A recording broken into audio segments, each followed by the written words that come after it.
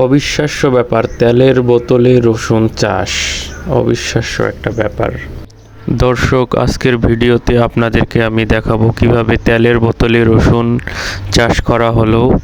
তার আগে আপনাদেরকে দেখাই এই ছাদ বাগানে আর কি কি গাছ লাগানো হয়েছে। চলুন শুরু করা যাক আজকের ভিডিও। প্রথমে আমরা সিমেন্টের একটি ব্যাগে লাউয়ের দুটি গাছ গেড়েছি।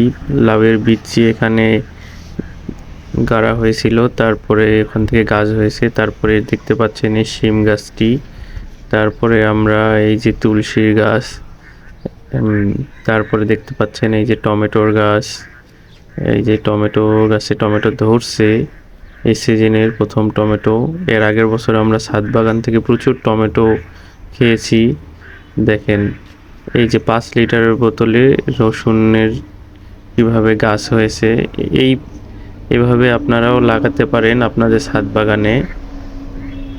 এই দেখেন রসুনের গাছগুলি দেখতে পাচ্ছেন।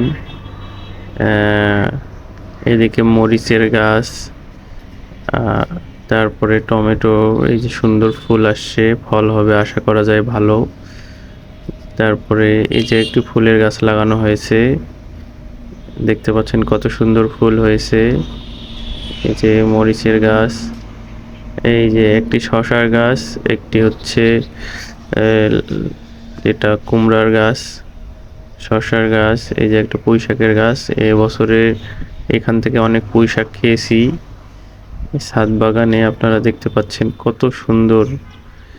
আর এই মরিচ গাছটাতে দেখেন কত মরিচের ফলন হয়েছে।